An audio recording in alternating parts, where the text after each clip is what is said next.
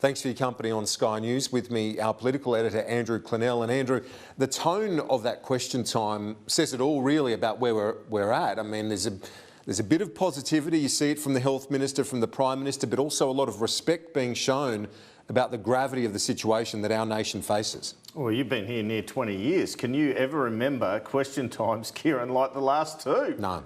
I mean, it is extraordinary, isn't it? But it's appropriate. If they were having a go, we might like a bit more entertainment, but if they were having a go at each other, we would be having a go at them, wouldn't we? We'd be saying that's inappropriate, there's no time for this. Having said that, you had moments of the opposition holding them to account on things like personal protective equipment, very important for doctors and nurses and GPs at the moment. You had a question on the Ruby Princess that Scott Morrison sort of punted off to a statement from Michael Outram, the ABF Commissioner. You had the ability to hold the government to account, but just a far cry from what we've seen in question time for decades. It's a balancing act, though, isn't it? You know, we've been talking about the government having this balance of, optimism versus not wanting complacency. For Labor, there is a real fine line between scrutiny and being seen to politicise.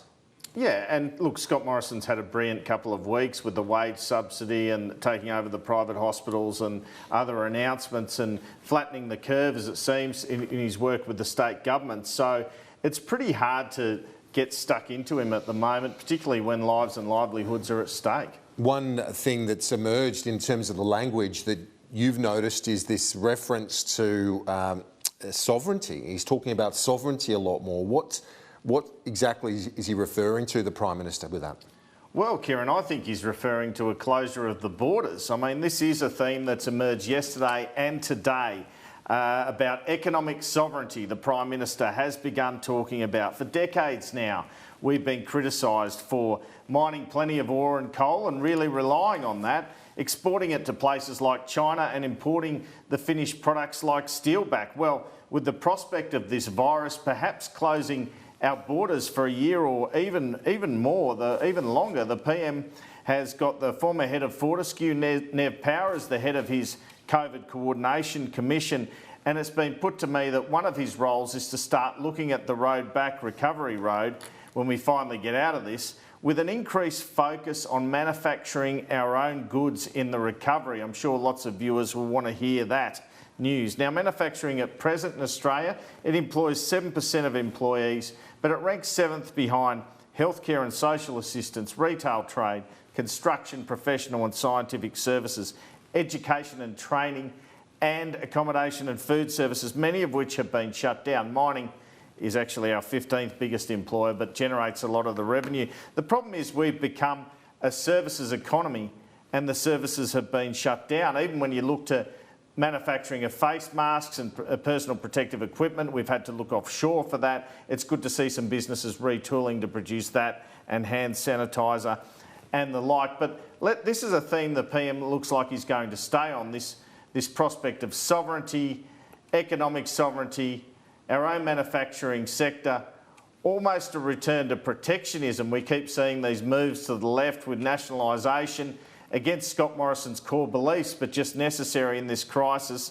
Let's hear what Scott Morrison said in his speech this morning about sovereignty and about the future of Australia after this crisis. Today we act to protect Australia's sovereignty.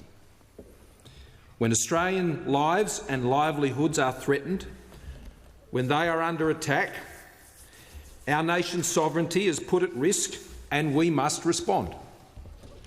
As a government, as a parliament, as a nation, together.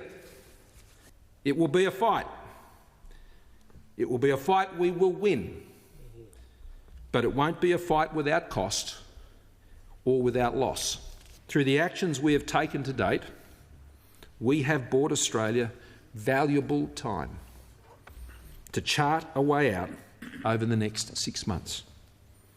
But there are no guarantees, and it could well take far longer. Our country will look different on the other side, but Australians will always be Australians. And today, a brief sitting, but a momentous one. One of the most important pieces of legislation to go through this parliament since World War II.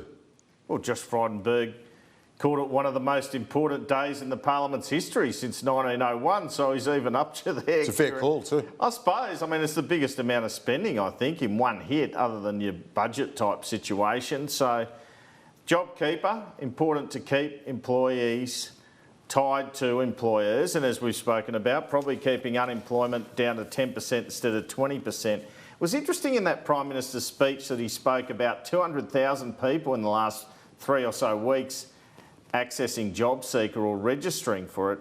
That would take our unemployment up from about 5% to about 7% or 6.5% already, and it's going to get worse. We still have this situation with the JobKeeper subsidy of inconsistencies around who is eligible and who is not. In question time there, you had the question on 1.1 million casuals who won't be eligible. A good news story, I spoke to a small business owner with 50 staff this morning. His business is down 45%. He was probably going to have to look at axing half his staff without this subsidy, without the JobKeeper payments. Now he doesn't think he'll have to sack any of them, even if he reduces their hours. But as we've spoken about the last couple of days, there's no such luxury for businesses or their workers with turnovers over 1 billion who will have to demonstrate a fall in turnover of more than 50% to get the subsidies. A big ask as opposed to 30% for smaller businesses. One example pointed out to me overnight was a luxury car dealer. One has a turnover of 1.75 billion but only makes 30 million profit. Now their turnover will be right down, but it might be 30-40% down, not 50%, so will not qualify. The other sticking point is that it's month to month from last year, the drop in turnover to qualify. So for a lot of businesses, they did quite well in early March before all the shutdowns, so they'll have to wait for April 30 to qualify. Certainly a lot of businesses hanging out. We know from Josh Frydenberg there, 730,000 have registered, an extraordinary number. There's 2.4 million businesses in Australia. Of course, a lot of the registrations also sole traders, so that skews that number a bit.